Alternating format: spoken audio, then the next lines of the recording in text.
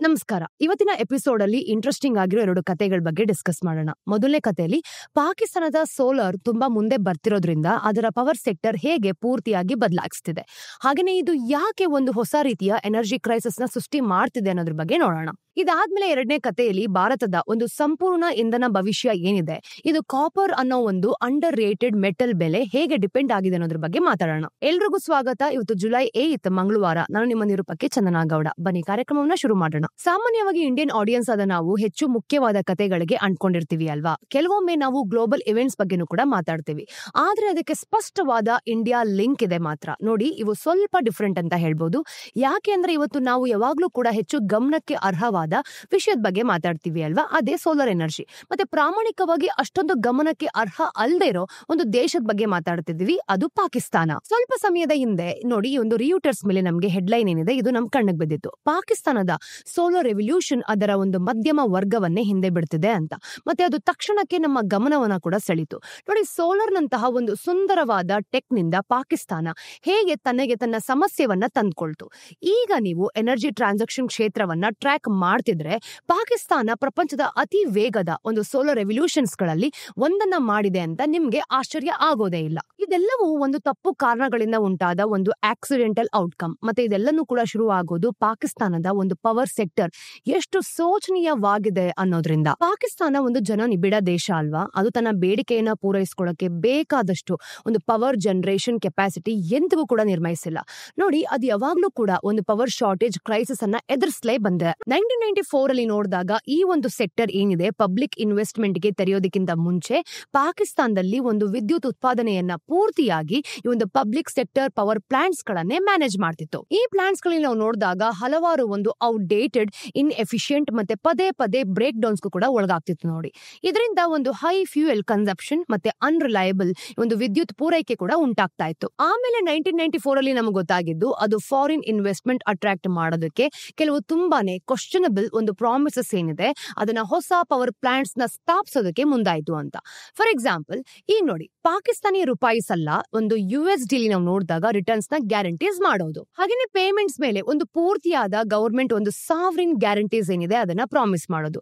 ಈಗ ಕೆಪಾಸಿಟಿಗಳನ್ನ ನಾವು ನೋಡಿದಾಗ ಇದರ ಒಂದು ಪೇಮೆಂಟ್ಸ್ ಲಾಕ್ ಮಾಡೋದು ಕೂಡ, ಅಂದ್ರೆ ಪ್ಲಾಂಟ್ಸ್ ಏನನ್ನ ಒಂದು ಎಲೆಕ್ಟ್ರಿಸಿಟಿ ಪ್ರೊಡ್ಯೂಸ್ ಮಾಡಿದ್ರು ಕೂಡ ಪ್ರೊಡ್ಯೂಸರ್ಸ್ಗೆ ಒಂದು ಐಡಲ್ ಕೆಪಾಸಿಟಿ ಆಗಿ ಪೇ ಮಾಡಲಾಗತ್ತೆ. ಈ ಭರವಸೆಗಳನ್ನ ನಾವು ನೋಡಿದಾಗ ಅವ್ರಿಗೆ ದೊಡ್ಡದಾಗಿ ತಿರುಗ್ಬಾಣ ಆಯ್ತು. ನೋಡಿ, ಅಂದ್ರೆ ಸಾವರಿನ್ ಗ್ಯಾರಂಟೀಸ್ ಬೆಂಬಲ ಇದ್ದ ಒಂದು USD ಅಲ್ಲಿ ಗ್ಯಾರಂಟಿಡ್ ರಿಟರ್ನ್ಸ್ ಆಗಿರ್ಬೋದು, ಇದು ತುಂಬಾ ಜಾಸ್ತಿ ಇತ್ತು. ಇದು ಮಾತ್ರ ಅಲ್ಲ, ಅವು ಒಂದು ಟೇಕ್ ಆರ್ ಪೇ ಕಾಂಟ್ರಾಕ್ಟ್ಸ್ ಆಗಿದ್ರಿಂದ ಪಾಕಿಸ್ತಾನಕ್ಕೆ ಎಲೆಕ್ಟ್ರಿಸಿಟಿ ಬೇಕಿಲ್ದಿದ್ರು ಕೂಡ ಪೇ ಮಾಡ್ಬೇಕಾಯ್ತು. ಸೊ ಡಿಮ್ಯಾಂಡ್ ಮುಖ್ಯ ಆಗಿರ್ಲಿಲ್ಲ, ಇನ್ನು ಪೇಮೆಂಟ್ ಲಾಕ್ಡ್ ಆಗಿತ್ತು ಕೂಡ. ಹಾಗೇನೆ ಇದನ್ನ ನಾವು ನೋಡಿದಾಗ ಈ ಜನರೇಷನ್ ಪ್ರಾಬ್ಲಮ್ಸ್ ಯಾವುದು ಮುಖ್ಯ ಆಗಿಲ್ಲ ಅಂದ್ಕೊಂಡ್ರು ಟ್ರಾನ್ಸ್ಮಿಷನ್ ಏನಿದೆ ಹಾಗೆ ಡಿಸ್ಟ್ರಿಬ್ಯೂಷನ್ ಅಲ್ಲೂ ಕೂಡ ಅತಿ ತೀವ್ರವಾದ ಒಂದು ಅಂಡರ್ ಇನ್ವೆಸ್ಟ್ಮೆಂಟ್ ಇತ್ತು. ಇದರಿಂದ ದೊಡ್ಡ ಟ್ರಾನ್ಸ್ಮಿಷನ್ ಲಾಸಸ್ ಕೂಡ ಜಾಸ್ತಿ ಆಯ್ತು. ನೋಡಿ, ಇದೆಲ್ಲವೂ ಪಾಕಿಸ್ತಾನದ ಅಂದ್ರೆ ಒಂದು ಸರ್ಕ್ಯುಲರ್ ಡೆಟ್ ಸಮಸ್ಯೆಯ ಮೂಲ ಆಯ್ತು ಕೂಡ. ಈಗ ಪವರ್ ಕಾಂಟ್ರಾಕ್ಟ್ ಸಾಮಾನ್ಯವಾಗಿ ಈಗ ಮನುಷ್ಯನಲ್ಲಿ ನಾವು ನೋಡಿದಾಗ ತುಂಬಾನೇ ದುಬಾರಿಯಾಗಿ ಕಾಣುತ್ತೆ. ಅದು ಕೂಡ ಒಂದು ಬ್ಲಾಕ್ ಔಟ್ಸ್ ಈಗ ಸಾಮಾನ್ಯ ದೃಶ್ಯವಾಗಿದೆ ಅಲ್ವಾ. ಇನ್ನು ರಿಲಯಬಲ್ ಅಲ್ಲದೆ ಇರೋ ಸರ್ವಿಸ್ಗೂ ಕೂಡ, ಈಗ ಡಿಸ್ಕಾಮ್ಗಳನ್ನ ತಗೊಳ್ಳಿ, ಇಲ್ಲಿ ಗ್ಯಾರಂಟಿಡ್ ರಿಟರ್ನ್ಸ್ ಇದ್ದ ಒಂದು ಪವರ್ ಪ್ರೊಡ್ಯೂಸರ್ಸ್ಗೆ ವಾಪಸ್ ಪೇ ಮಾಡೋಕೆ ಬೇಕಾದಷ್ಟು ಹಣವನ್ನ ರಿಕವರ್ ಮಾಡ್ಕೊಳ್ಳೋದಕ್ಕೆ ಕಷ್ಟಪಡ್ತಿದ್ವು. ಇದೆಲ್ಲದರ ಮಧ್ಯೆ ಪಾಕಿಸ್ತಾನ ಸರ್ಕಾರ ಈ ಡಿಸ್ಕಾಮ್ಸ್ ಗಳಿಗೆ ಬೇಲೌಟ್ ಮಾಡ್ತಾನೆ ಇತ್ತು. ಇನ್ನು ಕನ್ಸ್ಯೂಮರ್ಸ್ ತುಂಬಾ ಹ್ಯಾಪಿ ಆಗಂತೂ ಇರ್ಲಿಲ್ಲ ಬಿಡಿ. ಈಗ ಡಿಸ್ಕಾಮ್ಗಳನ್ನ ನಾವು ನೋಡಿದಾಗ ಅವರು ಹಣ ಮಾಡ್ತಿರ್ಲಿಲ್ಲ, ಹೌದು. ಮತ್ತೆ ಸರ್ಕಾರ ಬೇಸಿಕ್ಲಿ ಏನ್ ಮಾಡ್ತಿತ್ತು, ಬ್ಯಾಂಕ್ ಅಪ್ರಲ್ಲ. ನೋಡಿ, ನಮ್ಮಂತ ಕನ್ಸ್ಯೂಮರ್ಸ್ ಯಾರೆಲ್ಲ ಇರ್ತೀವಿ ತುಂಬಾ ಅಸಾಮಾನ್ಯರಾಗಿದ್ರು, ಅಂದ್ರೆ ತುಂಬಾ ಹ್ಯಾಪಿ ಆಗಿರ್ಲಿಲ್ಲ ಅಂತ. ಇನ್ನು ಡಿಸ್ಕಾಮ್ಸ್ ಗಳು ಕೂಡ ಹಣ ಮಾಡ್ತಿರ್ಲಿಲ್ಲ. ಮತ್ತೆ ಸರ್ಕಾರ ಏನ್ ಮಾಡ್ತಿತ್ತು, ಮೂಲತಃ ನೋಡಿದಾಗ ಬ್ಯಾಂಕ್ ಕ್ರಪ್ಟ್ ಆಗಿತ್ತು. ಇದು ಗ್ರಾಹಕರಿಗೆ ಒಂದು ಟಿಪ್ಪಿಂಗ್ ಪಾಯಿಂಟ್ ತಲುಪೋರ್ಗು ಕೂಡ ಮುಂದಾಯ್ತು. ನೋಡಿ, ರಷ್ಯಾ ಮೊದಲು ಯುಕ್ರೇನ್ ಮೇಲೆ ಅಟ್ಯಾಕ್ ಮಾಡಿದಾಗ ಗ್ಲೋಬಲ್ ಎನರ್ಜಿ ಮಾರ್ಕೆಟ್ ಮಾಡೋದಕ್ಕೆ ಪರದಾಡ್ತಿತ್ತು ಕೂಡ. ನಿಮಗ್ ನೆನಪಿದ್ಯಾ, ಪಾಕಿಸ್ತಾನದ ಹೆಚ್ಚಿನ ಒಂದು ಫಾಸಿಲ್ ಫ್ಯೂಯಲ್ ಇಂಪೋರ್ಟ್ ಆಗ್ತಿರೋದ್ರಿಂದ ಈ ಒಂದು ವಾರ್ ಇಂಡ್ಯೂಸ್ಡ್ ಸಪ್ಲೈ ಚೈನ್ ಡಿಸ್ಟ್ರಪ್ಷನ್ಸ್ ಅಂದ್ರೆ ತೊಂದರೆ ಏನಿರುತ್ತೆ, ಅವ್ರಿಗೆ ಈ ಒಂದು ಫ್ಯೂಯಲ್ ಪಡೆಯೋದನ್ನ ಎಕ್ಸ್ಟ್ರೀಮ್ಲಿ ಕಷ್ಟ ಆಗೋ ತರ ಮಾಡ್ತು. ಇದರಿಂದ ಪ್ರೈಸಸ್ ಗಳು ಕೂಡ ಗಗನಕ್ಕೇರ್ತು. ಇದಕ್ ನಾವು ನೋಡಿದಾಗ ರೆಸ್ಪಾನ್ಸ್ ಆಗಿ ಒಂದು ಎಲೆಕ್ಟ್ರಿಸಿಟಿ ಪ್ರೈಸಸ್ ಕೂಡ ಹೆಚ್ಚಾದ್ವು. ಅಷ್ಟು ಮಾತ್ರ ಅಲ್ಲ, IMF ಪಾಕಿಸ್ತಾನಕ್ಕೆ ಪ್ರಾಮಿಸ್ ಮಾಡಿದ್ದ ಒಂದು $6 ಬಿಲಿಯನ್ ಒಂದು ಎಕ್ಸ್ಟೆಂಡೆಡ್ ಫಂಡ್ ಫೆಸಿಲಿಟಿ ಏನಿದೆ ಅದರ ಒಂದು ಪ್ರೋಗ್ರಾಮ್ನ ಭಾಗವಾಗಿ ಒಂದು ಕಂಡೀಷನ್ ನ ಹಾಕಲಾಯಿತು. ಇದೆಲ್ಲವನ್ನ ನಾವು ನೋಡಿದಾಗ ಎಲೆಕ್ಟ್ರಿಸಿಟಿ ಟ್ಯಾರಿಫ್ಸ್ ಅನ್ನ ಹೆಚ್ಚಿಸಿಕೊಂಡು ಈ ಕಂಡೀಷನ್ಸ್ ದೇಶದ ಹೆಚ್ಚುತ್ತಿರೋ ಒಂದು ಸರ್ಕ್ಯುಲರ್ ಡೆಟ್ ನ ಅಡ್ರೆಸ್ ಮಾಡೋದು, ಹಾಗೇನೆ ಅದರ ಒಂದು ಎನರ್ಜಿ ಸೆಕ್ಟರ್ ನ ಫೈನಾನ್ಷಿಯಲ್ ವಿಯಬಿಲಿಟಿ ಏನಿದೆ ಅದನ್ನ ಕನ್ಫರ್ಮ್ ಮಾಡಿಕೊಳ್ಳುವಂತಹ ಗುರಿಯನ್ನ ಹೊಂದಿತ್ತು. ಇದ್ರ ಬಗ್ಗೆ ನಾವು ಮುಂಚೆನೆ ಡಿಸ್ಕಸ್ ಮಾಡಿದೀವಿ. ಇದರ ಪರಿಣಾಮವಾಗಿ ನಾವು ನೋಡಿದಾಗ 2021 ಮತ್ತೆ 2024 ನಡುವೆ ಪಾಕಿಸ್ತಾನದಲ್ಲಿ ಎಲೆಕ್ಟ್ರಿಸಿಟಿ ಟ್ಯಾರಿಫ್ಸ್ 155% ನಷ್ಟು ಹೆಚ್ಚಾಯಿತು. ತಮಾಷೆ ಏನ್ ಗೊತ್ತಾ, ಮನೆಗೆ ಬಾಡಿಗೆ ಕಟ್ಟೋದಕ್ಕಿಂತ ಅದಕ್ಕೆ ಒಂದು ಪವರ್ ಕೊಡೋದೇ ಹೆಚ್ಚು ಕಾಸ್ಟ್ಲಿ ಆಯ್ತು ನೋಡಿ. ಈ ಕೇಸಸ್ ಅಲ್ಲಿ ನಾವು ನೋಡಿದಾಗ ಒಬ್ಬ ಸಾಮಾನ್ಯ ಪಾಕಿಸ್ತಾನಿ ಏನ್ ಮಾಡ್ತಾರೆ, ಒಂದು ಗ್ರಿಡ್ ಎಲೆಕ್ಟ್ರಿಸಿಟಿ ದಿನೇ ದಿನೇ ಎಕ್ಸ್ಪೆನ್ಸಿವ್ ಆಗ್ತಿದ್ರು ಝೀರೋ ರಿಲಯಬಿಲಿಟಿ ಹೊಂದಿದಾಗ ಅವರು ಒಂದು ಆಲ್ಟರ್ನೇಟಿವ್ಸ್ ಅನ್ನ ಹುಡ್ಕೊಳ್ತಿದ್ರು. ಮತ್ತೆ ಅವ್ರಿಗೆ ಒಂದನ್ನ ಕಂಡುಕೊಳ್ಳೋದು ಸಹ ಗೊತ್ತಾಯ್ತು ನೋಡಿ. ಇನ್ನು ಪಾಕಿಸ್ತಾನಿಯರು ಈ ಒಂದು ತೊಂದರೆಯಿಂದ ಬಳಲ್ತಿರ್ಬೇಕಾದ್ರೆ ಪ್ರಪಂಚ ಸೋಲಾರ್ ನಿಂದಾಗಿ ಈ ಒಂದು ಕಡಿಮೆ ಎಲೆಕ್ಟ್ರಿಸಿಟಿಯನ್ನ ಎಂಜಾಯ್ ಮಾಡ್ತಿತ್ತು. ಇನ್ನು ಸೋಲಾರ್ ಪ್ಯಾನೆಲ್ ಗಳಲ್ಲಿ ನಾವು ನೋಡಿದಾಗ ಈ ಒಂದು ಗ್ಲೋಬಲ್ ಓವರ್ ಸಪ್ಲೈ ವಿಶೇಷವಾಗಿ ಚೈನಾದಿಂದ ಬರ್ತಿದ್ದು.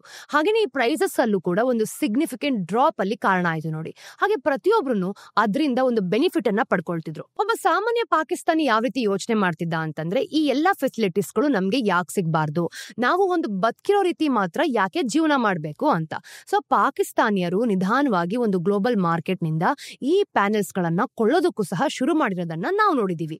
ಅದೊಂದು ಹ್ಯೂಜ್ ಡಿಮ್ಯಾಂಡ್ ಸೆಂಟರ್ ಆಯ್ತು. ಇನ್ನು ಮಿಡ್ 2024 ಹೊತ್ತಿಗೆ ನಾವು ನೋಡಿದಾಗ ಪಾಕಿಸ್ತಾನ ಡಿಸ್ಟ್ರಿಬ್ಯೂಟೆಡ್ ಒಂದು ಸೋಲಾರ್ ಎನರ್ಜಿಯ ಪ್ರಪಂಚದ ಒಂದು ಲಾರ್ಜೆಸ್ಟ್ ಮಾರ್ಕೆಟ್ಸ್ ಗಳಲ್ಲಿ ಒಂದಾಗ್ತಿತ್ತು ಕೂಡ. ಇನ್ನು ರಿಪೋರ್ಟ್ಸ್ ಪ್ರಕಾರ ನಾವು ನೋಡಿದಾಗ ಸೋಲಾರ್ ಪ್ಯಾನೆಲ್ ಇಂಪೋರ್ಟ್ಸ್ ಅಂದ್ರೆ ಒಂದು ಅನ್ಪ್ರೆಸಿಡೆಂಟೆಡ್ ಏನಿದೆ ಈ ಲೆವೆಲ್ಗೆ ಏರ್ತು ಕೂಡ. ಇನ್ನು 2023 ಮತ್ತು 2024 ನಾವು ನೋಡಿದಾಗ ಸುಮಾರು 22 ಗಿಗಾವಾಟ್ಸ್ ಅನ್ನ ಈ ಕೆಪಾಸಿಟಿನ ತಗೋಬರಲಾಯಿತು. ಅದು ಕೂಡ ಹೆಚ್ಚು ಅಂದ್ರೆ ಕಡಿಮೆ ಪಾಕಿಸ್ತಾನದ ಒಂದು ಟೋಟಲ್ ಇನ್ಸ್ಟಾಲ್ಡ್ ಈ ಜನರೇಷನ್ ಕೆಪಾಸಿಟಿ ಅಂತ ಏನ್ ಹೇಳ್ತೀವಿ ಅದರ ಅರ್ಧದಷ್ಟು. ಈಗ ಜನ ವಿಷಯಗಳನ್ನ ಏನ್ ಮಾಡಿದ್ರು, ಇದನ್ನ ಕೈಗೆ ತಗೊಂಡು ಗ್ರಿಡ್ ಎಲೆಕ್ಟ್ರಿಸಿಟಿ ಮೇಲೆ ರಿಲೇ ಆಗೋದನ್ನ ನಿಲ್ಸೋದಕ್ಕೆ ಡಿಸೈಡ್ ಮಾಡಿದ್ರಿಂದ ಇದೆಲ್ಲನೂ ಕೂಡ ಆಗಿದ್ದು. ಮೊದಲನೇದು ಪಾಕಿಸ್ತಾನದ ಅಂದ್ರೆ 2015 ಒಂದು ನ್ಯಾಷನಲ್ ನೆಟ್ ಮೀಟರಿಂಗ್ ಪಾಲಿಸಿ. ಇದು ಜನರು ಹೆಚ್ಚುವರಿ ಒಂದು ಸೋಲಾರ್ ಪವರ್ ನ ಗ್ರಿಡ್ ಏನಿದೆ ಅದರ ಒಂದು ರಿಟೇಲ್ ರೇಟ್ಸ್ ಅಲ್ಲಿ ವಾಪಸ್ ಮಾರಾಟ ಮಾಡೋದಕ್ಕೆ ಅಲೋ ಮಾಡ್ತಿತ್ತು. ಸೊ ನೀವು ನಿಮ್ಮ ಒಂದು ರೂಫ್ ಟಾಪ್ ಸೋಲಾರ್ ಸೆಟಪ್ ನ ಅಂದ್ರೆ ಕಾಸ್ಟ್ಲಿ ಆದ್ರೂ ಎಲೆಕ್ಟ್ರಿಸಿಟಿ ರೇಟ್ಸ್ ಕಟ್ಟೋದನ್ನ ತಪ್ಪಿಸಬಹುದು ಮಾತ್ರ ಅಲ್ಲ, ಅಂದ್ರೆ ನೀವು ಆ ಹೆಚ್ಚುವರಿ ವಿದ್ಯುತ್ ನ ಅದೇ ದುಬಾರಿ ದರಗಳಲ್ಲಿ ಮಾರಾಟ ಕೂಡ ಮಾಡಬಹುದಾಗಿತ್ತು. ಎರಡನೇದು, ಪಾಕಿಸ್ತಾನದಲ್ಲಿ ಸೋಲಾರ್ ಪ್ಯಾನೆಲ್ಸ್ ಗಳನ್ನ ನಾವು ನೋಡಿದಾಗ ಇದ್ರ ಮೇಲೆ ತುಂಬಾನೇ ಕಡಿಮೆ ಇಂಪೋರ್ಟ್ ರಿಸ್ಟ್ರಿಕ್ಷನ್ಸ್ ಕೂಡ ಇದ್ವು. ಯಾವುದೇ ಒಂದು ಕಸ್ಟಮ್ ಡ್ಯೂಟಿ ಇಲ್ಲದೆ ಇದ್ರೂ ಕೂಡ ಗವರ್ಮೆಂಟ್ ಈ ವರ್ಷ ಸೋಲಾರ್ ಪ್ಯಾನೆಲ್ಸ್ ಗಳ ಮೇಲೆ 18% ಒಂದು ಜನರಲ್ ಸೇಲ್ಸ್ ಟ್ಯಾಕ್ಸ್ ನ ಪ್ರಪೋಸ್ ಮಾಡಿತ್ತು. ಆದ್ರೆ ಅದನ್ನ ಕೊನೆಗೆ ನಾವು ನೋಡಿದಾಗ ರಿಜೆಕ್ಟ್ ಕೂಡ ಮಾಡಿದ್ರು. ಇದು ಒಂದು ಮಿಡಲ್ ಕ್ಲಾಸ್ ಕಷ್ಟ ಪಡ್ತಿದೆ ಅನ್ನೋ ಒಂದು ರಿಯೂಟರ್ಸ್ ಏನಿರುತ್ತೆ ಆ ಒಂದು ಹೆಡ್ಲೈನ್ ನ ಡಿಕೋಡ್ ಮಾಡೋದಕ್ಕೆ ಒಂದು ಪರ್ಫೆಕ್ಟ್ ಸ್ಟೇಜ್ ಅನ್ನು ಕೂಡ ಕ್ರಿಯೇಟ್ ಮಾಡುತ್ತೆ. ಯುಟಿಲಿಟಿಗಳ ಒಂದು ಸಾವಿನ ಸುರುಳಿ ಮತ್ತೆ ಸ್ಕೇಲ್ ಲಾಜಿಕ್ಸ್ ಏನಿದೆ ಇದರ ಒಂದು ಡೌನ್ಫಾಲ್. ವಿಷಯ ಏನು ಅಂತಂದ್ರೆ, ಯುಟಿಲಿಟೀಸ್ ಅನ್ನೋದು ಒಂದು ಸ್ಕೇಲ್ ನ ಬಿಸ್ನೆಸ್.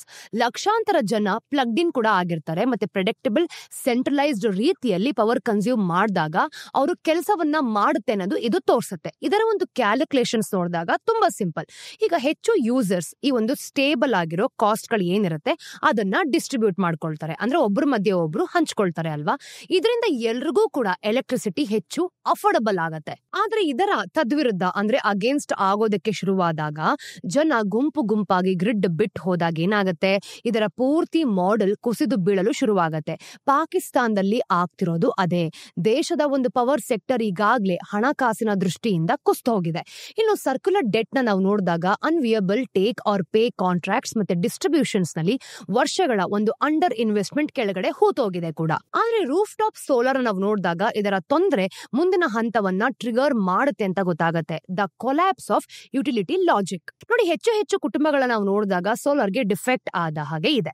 ಈಗ ವಿಶೇಷವಾಗಿ ಹೆಚ್ಚು ಶ್ರೀಮಂತರು ಅವರು ಯಾವಾಗ ಬೇಕಾದ್ರೂ ಕೂಡ ಪಾವತಿ ಮಾಡಬಹುದು. ಇನ್ನು ಗ್ರಿಡ್ ನ ಫಿಕ್ಸ್ಡ್ ಕಾಸ್ಟ್ ಗಳನ್ನ ನೋಡಿದಾಗ ಪಾವತಿಸುವಂತ ಹೊರೆನ ತಗೊಳ್ತಿರೋದು ಯಾರು, ತುಂಬಾ ಬಡ ಕುಟುಂಬದವರು, ಅವ್ರ ಮೇಲೆ ಇದು ಜಾಸ್ತಿ ಬೀಳತ್ತೆ. ಈಗ ಸಾಮಾನ್ಯವಾಗಿ ನಾವು ನೋಡಿದಾಗ ಪಾಕಿಸ್ತಾನ 2023 ಮತ್ತು 2024 22 ಗಿಗಾವಾಟ್ ಮೌಲ್ಯದ ಒಂದು ಸೋಲಾರ್ ಪ್ಯಾನೆಲ್ಸ್ ಗಳನ್ನ ಇಂಪೋರ್ಟ್ ಮಾಡ್ಕೊಂಡಿತ್ತು.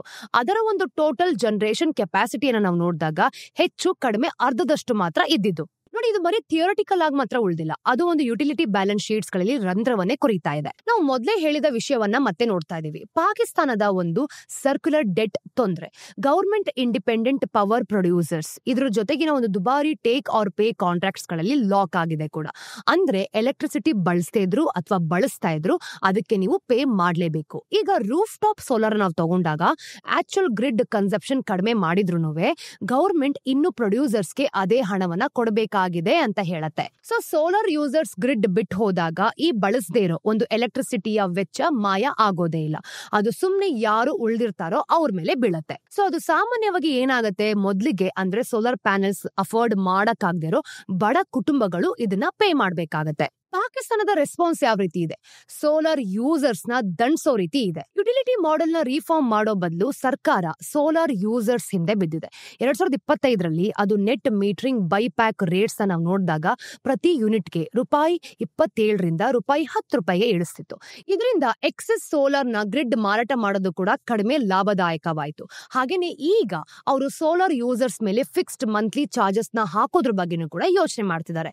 ಸೊ ಬೇಸಿಕ್ಲಿ ಜನ ಗ್ರಿಡ್ಗೆ ಕನೆಕ್ಟೆಡ್ ಆಗಿರೋದಕ್ಕೆ ಅಂದ್ರೆ ಉಳಿಯೋದಕ್ಕೆ ಮಾತ್ರ ಚಾರ್ಜ್ ಮಾಡೋದು. ಅವರು ಅದನ್ನ ಹೆಚ್ಚಿಗೆ ಬಳಸ್ತಿದ್ರು ಸಹ ಈ ಒಂದು ಚಾರ್ಜ್ ನ ಅವರು ಪೇ ಮಾಡ್ಲೇಬೇಕಾಗತ್ತೆ. ಇದೆಲ್ಲ ನೋಡಿದಾಗ ಒಂದು ಹತಾಶೆಯ ಕ್ರಮ ಅಂತ ಅನ್ಸಲ್ವಾ? ಹಾಗೆ ಇದೇನು ಪಾಕಿಸ್ತಾನಕ್ಕೆ ಯುನೀಕ್ ಅಂತ ಅನ್ಸಲ್ಲ ಬಿಡಿ. ಪ್ರತಿ ಸಲನೂ ಸರ್ಕಾರಕ್ಕೆ ತೊಂದರೆ ಆದಾಗ ಅದು ಅವರು ತೀರ್ಸ್ಕೊಳ್ಳೋದು ಅಲ್ಲಿನ ಜನರ ಮೇಲೆ. ಹಾಗೇನೆ ಕ್ಯಾಲಿಫೋರ್ನಿಯಾ ಕೂಡ ಇದನ್ನ ಒಂದ್ಸರಿ ಟ್ರೈ ಮಾಡಿತ್ತು. ಅಲ್ಲಿನ ಯುಟಿಲಿಟೀಸ್ ಕಳೆದು ಹೋದ ಆದಾಯವನ್ನ ವಾಪಸ್ ಪಡೆಯೋದಕ್ಕೆ ಸೋಲಾರ್ ಟ್ಯಾಕ್ಸಸ್ ಮತ್ತೆ ಫಿಕ್ಸ್ಡ್ ಗ್ರಿಡ್ ಫೀಸ್ ಗಾಗಿ ಪುಷ್ ಮಾಡಿದ್ವು ಕೂಡ.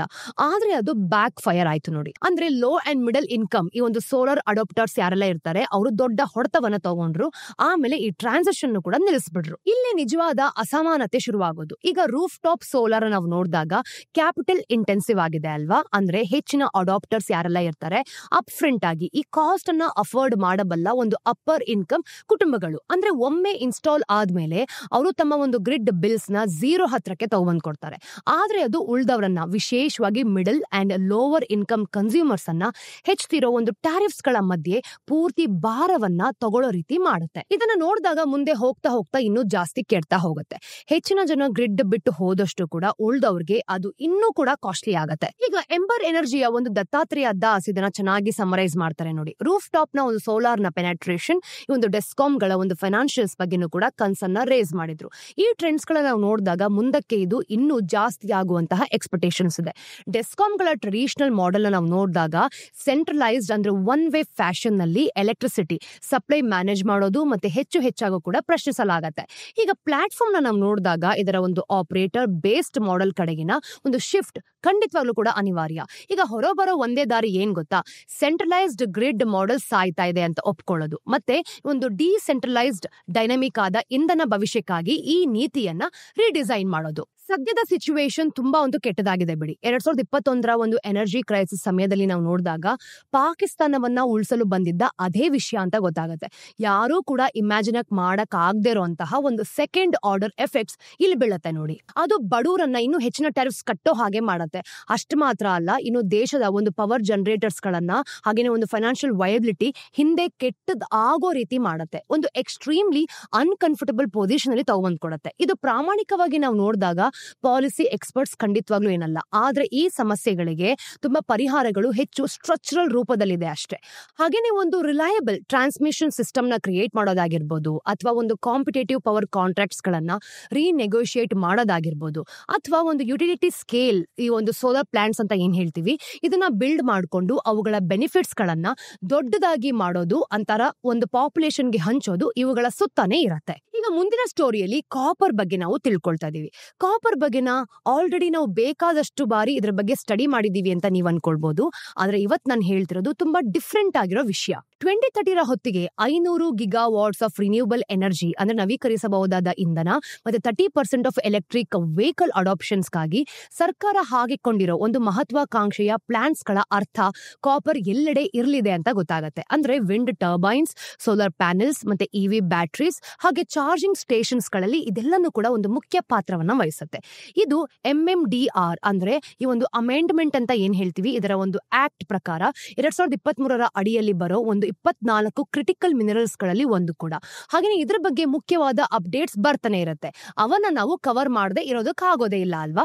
ಇವತ್ತು ಸ್ಟೆಪ್ ಬೈ ಸ್ಟೆಪ್ ನಾನು ನಿಮ್ಗೆ ತಿಳಿಸ್ತಾ ಹೋಗ್ತೀನಿ. ನೋಡಿ, ಇತ್ತೀಚೆಗೆ ಮಿನಿಸ್ಟ್ರಿ ಆಫ್ ಮೈನ್ಸ್ ರಿಲೀಸ್ ಮಾಡಿದ ಒಂದು ವಿಷನ್ ಡಾಕ್ಯುಮೆಂಟ್ ನಾವು ನೋಡಿದಾಗ ಕಾಪರ್ ಸೆಕ್ಟರ್ ಅಲ್ಲಿ ತುಂಬಾ ಆಳವಾದ ವಿಷಯವನ್ನ ನಾವು ಇಲ್ಲಿ ನೋಡ್ತಿದೀವಿ. ಇದು ಅಮೂಲ್ಯವಾದ ಅಂದ್ರೆ ಒಂದು ಖನಿಜದ ಬಗ್ಗೆ ತಿಳ್ಕೊಳ್ಳೋದಕ್ಕೆ ಬರ್ತಿರುವಂತಹ ವಿಷಯಗಳು ಅಂತ ಗೊತ್ತಾಗತ್ತೆ. ಸದ್ಯಕ್ಕೆ ಭಾರತ ವರ್ಷಕ್ಕೆ ನಾವು ನೋಡಿದಾಗ ಸುಮಾರು 1.7 ಮಿಲಿಯನ್ ಟನ್ಸ್ ಆಫ್ ಕಾಪರ್ ಅನ್ನ ಬಳಸುತ್ತೆ. ಇನ್ನೊಂದು ರೀತಿಯಲ್ಲಿ ಹೇಳ್ಬೇಕು ಅಂತಂದ್ರೆ ಒಬ್ಬ ಆವರೇಜ್ ಇಂಡಿಯನ್ ವರ್ಷಕ್ಕೆ ಕೇವಲ ಅರ್ಧ kg ಆಫ್ ಕಾಪರ್ ಅನ್ನ ಬಳಸ್ತಾರೆ. ಅದನ್ನೇ ಒಬ್ಬ ಜರ್ಮನ್ ನಾವು ನೋಡಿದಾಗ ಸುಮಾರು 14 kg ಅಥವಾ ಒಬ್ಬ ಸೌತ್ ಕೊರಿಯನ್ 11 kg ಅನ್ನ ಬಳಸ್ತಾರೆ. ಈ ಡಾಕ್ಯುಮೆಂಟ್ಸ್ ಪ್ರಕಾರ ಅದು ಬೆಳೀತಾ ಹೋಗ್ತಾನೆ ಇರುತ್ತೆ, ಅದು ಕೂಡ ತುಂಬಾ ಫಾಸ್ಟ್ ಆಗಿ. 2030 ಹೊತ್ತಿಗೆ ನಾವು ನೋಡಿದಾಗ ಈ ಕಾಪರ್ ಬೇಡಿಕೆ ಹೆಚ್ಚು ಕಡಿಮೆ ಡಬಲ್ ಆಗಿ ಅಂದ್ರೆ 3 ಮಿಲಿಯನ್ ಟನ್ಸ್ ಗಳಿಗಿಂತ ಹೆಚ್ಚಾಗತ್ತೆ.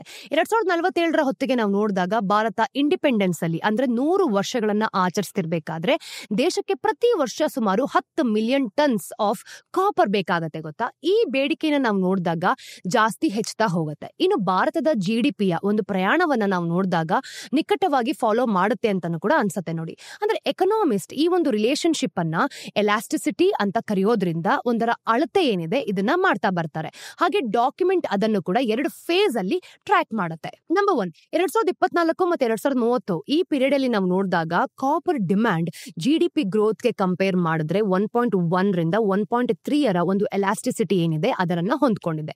ಈ ಒಂದಕ್ಕಿಂತ ಹೆಚ್ಚಿನ ಎಲಾಸ್ಟಿಸಿಟಿ ಅಂತಂದ್ರೆ ಕಾಪರ್ ಬೇಡಿಕೆ ಒಟ್ಟಾರೆ ಆರ್ಥಿಕತೆಗಿಂತ ವೇಗವಾಗಿ ಬೆಳೀತಾ ಇದೆ ಅಂತ. ಹೀಗ್ಯಾಕಾಗತ್ತೆ? ಇವತ್ತಿನ ಭಾರತವನ್ನ ಒಂದು ನಿರ್ಮಾಣ ಹಂತದಲ್ಲಿರೋ ಮನೆ ಅಂತ ಅನ್ಕೊಳ್ಳಿ. ನೀವೇನಾದ್ರೂ ಫೌಂಡೇಶನ್ ಹಾಕಬೇಕಾದ್ರೆ ಎಲೆಕ್ಟ್ರಿಕಲ್ ವೈರಿಂಗ್ ಏನಿದೆ ಇದನ್ನ ಇನ್ಸ್ಟಾಲ್ ಮಾಡಬೇಕಾದ್ರೂ ಕೂಡ ಒಂದು ಪ್ಲಂಬಿಂಗ್ ಸೆಟಪ್ ಮಾಡಬೇಕು ಅಲ್ವಾ. ನಿಮ್ಗೆ ಅಪ್ಫ್ರಂಟ್ ಆಗಿ ದೊಡ್ಡ ಪ್ರಮಾಣದಲ್ಲಿ ನಾವು ನೋಡಿದಾಗ ಮೆಟೀರಿಯಲ್ಸ್ ಬೇಕಾಗತ್ತೆ. ಪ್ರತಿಯೊಂದು ಹೊಸ ಒಂದು ಪವರ್ ಲೈನ್ ಏನಿದೆ ಇದು ಒಂದು ಮೆಟ್ರೋ ಸ್ಟೇಷನ್ ಇಂದ ಹಿಡ್ಕೊಂಡು ಅಪಾರ್ಟ್ಮೆಂಟ್ ಬಿಲ್ಡಿಂಗ್ ಮತ್ತೆ ಫ್ಯಾಕ್ಟರಿಗೆ ಅದರ ಒಂದು ಎಲೆಕ್ಟ್ರಿಕಲ್ ಸಿಸ್ಟಮ್ ಗಿಂತ ನೋಡಿದಾಗ ಕಾಪರ್ ಬೇಕೇ ಬೇಕು. ಭಾರತ ಬೇಸಿಕಲಿ ಅಂದ್ರೆ ತನ್ನ ಒಂದು ಮಾಡರ್ನ್ ಇನ್ಫ್ರಾಸ್ಟ್ರಕ್ಚರ್ ಸ್ಕ್ರಾಚ್ ನಿಂದ ಬಿಲ್ಡ್ ಮಾಡ್ತಿದೆ ಅಲ್ವಾ. ಈ ಒಂದು ಪವರ್ ಗ್ರಿಡ್ಸ್ ನಾವು ನೋಡಿದಾಗ ಟ್ರಾನ್ಸ್ಪೋರ್ಟೇಷನ್ ನೆಟ್ವರ್ಕ್ಸ್ ಮತ್ತೆ ಅರ್ಬನ್ ಹೌಸಿಂಗ್ ಹಾಗೆ ಒಂದು ಇಂಡಸ್ಟ್ರಿಯಲ್ ಫೆಸಿಲಿಟೀಸ್ ಪ್ರತಿಯೊಂದಕ್ಕೂ ಕೂಡ ಕಾಪರ್ ಬೇಕಾಗತ್ತೆ.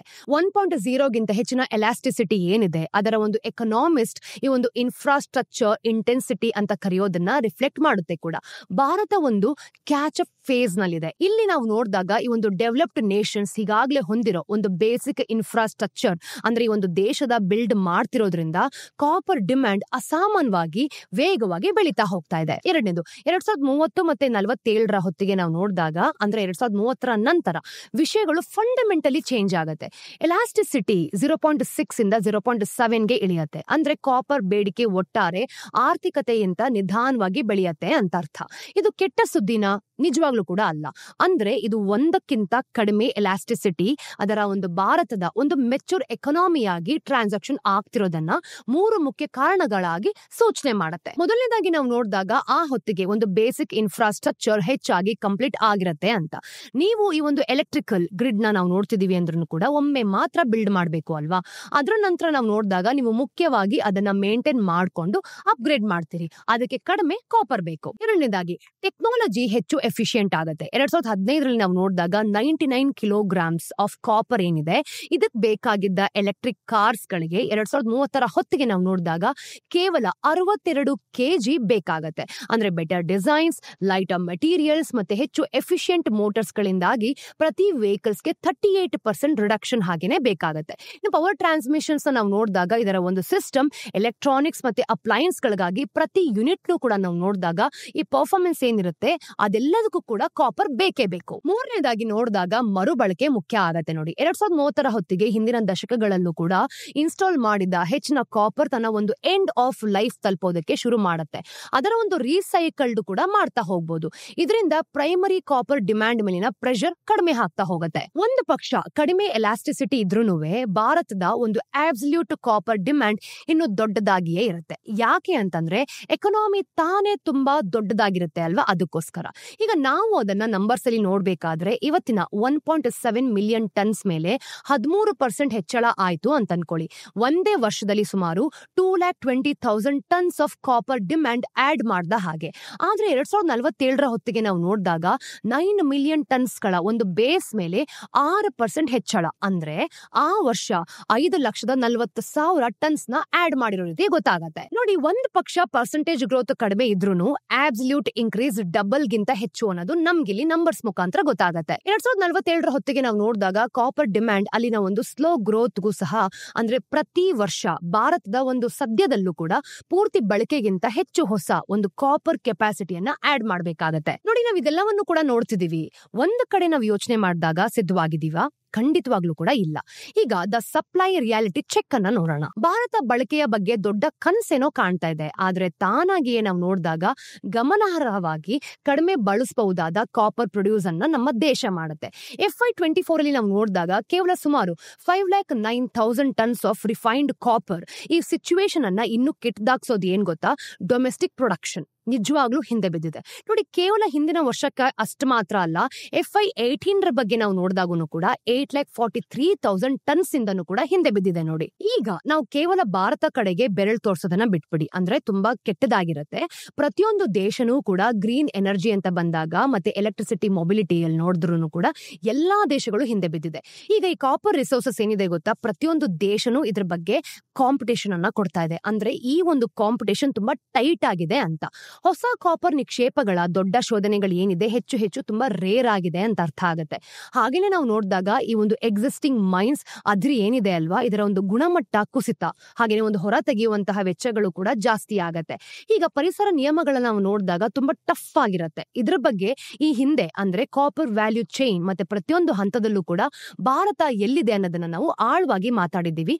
ಸಮಯ ಸಿಕ್ಕಾಗ ನೀವು ಆ ವಿಡಿಯೋಗಳನ್ನ ನೋಡಬಹುದು. ಹಿಂದೂಸ್ತಾನ್ ಕಾಪರ್ ಲಿಮಿಟೆಡ್ ನಾವು ನೋಡಿದಾಗ ಭಾರತದ ಏಕೈಕ ಕಾಪರ್ ಗಣಿಗಾರಿಕೆ ಅಂದ್ರೆ ಈ ಒಂದು ಸಂಸ್ಥೆ ಆಗಿದೆ ಅಂತ ಗೊತ್ತಾಗತ್ತೆ. ದೇಶಕ್ಕೆ ಬೇಕಾಗಿರೋದ್ರ ಒಂದು ಸಣ್ಣ ಭಾಗವನ್ನಷ್ಟೇ ಇದು ತೋರ್ಸತ್ತೆ ನೋಡಿ. ರಾಜಸ್ಥಾನ, ಮಧ್ಯಪ್ರದೇಶ ಮತ್ತೆ ಜಾರ್ಖಂಡ್ ಇವೆಲ್ಲ ಏನ್ ಮಾಡುತ್ತೆ, ಗಣಿಗಳನ್ನ ಹೊರ ತೆಗೆಯತ್ತೆ ಅಲ್ವಾ. ಈ ಒಂದು ದೊಡ್ಡ ಗ್ಯಾಪ್ ನ ತುಂಬದಕ್ಕೆ ಭಾರತ ವರ್ಷಕ್ಕೆ 1 ಮಿಲಿಯನ್ ಟನ್ಸ್ ಗಿಂತ ಹೆಚ್ಚು ಕಾಪರ್ ಕಾನ್ಸಂಟ್ರೇಟೆಡ್ ಅಂದ್ರೆ ಇಂಪೋರ್ಟ್ ಮಾಡ್ಕೊಳ್ಳುತ್ತೆ. ಅದಕ್ಕಿಂತ ನಾವು ನೋಡಿದಾಗ ಹೆಚ್ಚಿನ ರಿಫೈನ್ಡ್ ಕಾಪರ್ ಅದನ್ನ ಸ್ಕ್ರಾಪ್ ರೂಪದಲ್ಲಿ ತಗೊಂಡ್ ಕೊಡೋದು. ಇದರಿಂದ ದೇಶ ಏನ್ ಮಾಡುತ್ತೆ, ತನ್ನ ಕಾಪರ್ ಅಗತ್ಯಗಳ ಅಂದ್ರೆ 90% ಗಿಂತ ಹೆಚ್ಚು ಭಾಗಕ್ಕೆ ವಿದೇಶಿ ಮೂಲಗಳ ಮೇಲೆ ಡಿಪೆಂಡ್ ಆಗಿರ್ಬೇಕಾಗತ್ತೆ. ಇಂಪೋರ್ಟ್ಸ್ ನ ಪ್ರಮಾಣವನ್ನ ನಾವು ನೋಡಿದಾಗ ಇದನ್ನ ಬಿಟ್ಟು ನಾವ್ ಇಲ್ಲಿಂದ ಇಂಪೋರ್ಟ್ ಮಾಡ್ತೀವಿ ಅನ್ನೋದ್ರಲ್ಲಿದೆ ಒಂದು ಕಾನ್ಸಂಟ್ರೇಷನ್ ನ ಕಳವಳ ನೋಡಿ. ದೇಶದ ಕಾಪರ್ ಇಂಪೋರ್ಟ್ಸ್ ನಾವು ನೋಡಿದಾಗ ಸುಮಾರು 3ರಲ್ಲಿ 2 ಭಾಗ. ಈಗ ಇಂಡಿಯನ್ ಸ್ಮೆಲ್ಟರ್ಸ್ಗೆ ಹೆಚ್ಚಾಗಿ ಈ ಒಂದು ರಾ ಮೆಟೀರಿಯಲ್ಸ್ ಗಳು ಬೇಕಾಗಿರುತ್ತೆ. ಕೇವಲ 3 ದೇಶಗಳಿಂದ ಮಾತ್ರ ಬರೋದು, ಶೀಲಿ, ಪೆರು ಮತ್ತೆ ಇಂಡೋನೇಷಿಯಾ. ಈ ಕಾನ್ಸಂಟ್ರೇಷನ್ ನಾವು ನೋಡಿದಾಗ ಭಾರತವನ್ನ ಈ ದೂರದ ದೇಶಗಳಲ್ಲಿನ ಪಾಲಿಸೀಸ್ ಗಳ ಬದಲಾವಣೆಗಳು ಕೂಡ ಎದುರಿಸಬಹುದು. ಪೊಲಿಟಿಕಲ್ ಆಗಿರ್ಬೋದು, ಇನ್ಸ್ಟೆಬಿಲಿಟಿ ಆಗಿರ್ಬೋದು, ಅಥವಾ ಸಿಂಪಲ್ ಬಿಸಿನೆಸ್ ಡಿಸಿಷನ್ಸ್ ಗಳಿಗೆ ತುಂಬಾ ವೀಕ್ ಮಾಡತ್ತೆ ಅಂತ ಅರ್ಥ. ಇತ್ತೀಚೆಗೆ ನಾವು ನೋಡಿದಾಗ ಇಂಡೋನೇಷಿಯಾ ತನ್ನ ಒಂದು ಡೊಮೆಸ್ಟಿಕ್ ಇಂಡಸ್ಟ್ರಿ ಬೂಸ್ಟ್ ಮಾಡೋದಕ್ಕೆ ಕಾಪರ್ ಕಾನ್ಸಂಟ್ರೇಟೆಡ್ ಈ ಒಂದು ಎಕ್ಸ್ಪೋರ್ಟ್ಸ್ ಏನಿರುತ್ತೆ ಅದನ್ನ ಬ್ಯಾನ್ ಮಾಡಿದಾಗ ಭಾರತ ಆಲ್ಟರ್ನೇಟಿವ್ ಸೋರ್ಸ್ ಗಳಿಗಾಗೂ ಕೂಡ ಪರದಾಡಬೇಕಾಯ್ತು. ಭಾರತದ ಒಂದು ಕಾಪರ್ ಇಂಪೋರ್ಟ್ಸ್ ಮೇಲಿನ ಒಂದು ಡಿಪೆಂಡೆನ್ಸಿ ನಾವು ನೋಡಿದಾಗ ಎಕ್ಸ್ಪೆಕ್ಟೇಷನ್ಸ್ ಗಿಂತ ಜಾಸ್ತಿ ಬೆಳಿತಿರೋ ಒಂದು ಹಣಕಾಸಿನ ಭಾರವನ್ನ ಅಂದ್ರೆ ಫೈನಾನ್ಷಿಯಲ್ ಬರ್ಡನ್ ಸೃಷ್ಟಿ ಮಾಡಿದೆ ಅಂತ ಗೊತ್ತಾಗುತ್ತೆ.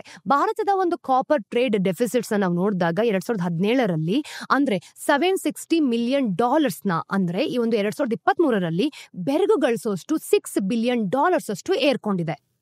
ಇನ್ನು ಇಂಟರ್ನ್ಯಾಷನಲ್ ಮಾರ್ಕೆಟ್ ಅಲ್ಲೂ ಕೂಡ ಕಾಪರ್ ಪ್ರೈಸ್ ಸ್ಪೈಕ್ ಆದಾಗೆಲ್ಲ ಭಾರತ ತನ್ನ ಒಂದು ಫಾರಿನ್ ಎಕ್ಸ್ಚೇಂಜ್ ರಿಸರ್ವ್ಸ್ ಗಳ ಒಂದು ಪ್ರೆಷರ್ ಅನ್ನು ಕೂಡ ಅನುಭವಿಸುತ್ತೆ. ಸೊ ಸ್ಪಷ್ಟವಾಗಿ ನೋಡಿದಾಗ ಇಲ್ಲಿ ಸಮಸ್ಯೆಗಳು ಖಂಡಿತವಾಗ್ಲೂ ಇದೆ, ಮತ್ತೆ ಸರ್ಕಾರ ಈ ಬಗ್ಗೆ ಗಮನ ಹರಿಸ್ತಿದೆ ಅಂತಾನೂ ಕೂಡ ಅನಿಸ್ತಾ ಇಲ್ಲ. ಈಗ ವಿಷನ್ ಡಾಕ್ಯುಮೆಂಟ್ಸ್ ಅಲ್ಲಿ ನಾವು ನೋಡಿದಾಗ ಮಿನಿಸ್ಟ್ರಿ ಆಫ್ ಮೈನ್ಸ್ ಭಾರತದ ಒಂದು ಡೊಮೆಸ್ಟಿಕ್ ಸಪ್ಲೈ ಆಫ್ ಕಾಪರ್ಗೆ ಸಪೋರ್ಟ್ ಮಾಡಿ ಅಂತ ಬೂಸ್ಟ್ ಮಾಡ್ತಿದೆ. ಆದ್ರೆ ಒಂದು ಕೆಲವು ಸ್ಟ್ರಾಟಜೀಸ್ ಗಳನ್ನು ಕೂಡ ಇಲ್ಲಿ ಮುಂದಿಟ್ಟಿದೆ ನೋಡಿ. 2023ರಲ್ಲೇ ಅಂದ್ರೆ ಇಂಟ್ರೊಡ್ಯೂಸ್ ಮಾಡಿದ ಒಂದು ಎಕ್ಸ್ಪ್ಲೋರೇಷನ್ ಲೈಸೆನ್ಸ್ ಸಿಸ್ಟಮ್ ನ ಹೇಗೆ ಒಂದು ಇಂಪ್ಲಿಮೆಂಟ್ ಮಾಡಬೇಕು ಅಂತ ಡಾಕ್ಯುಮೆಂಟ್ ವಿವರಿಸುತ್ತೆ.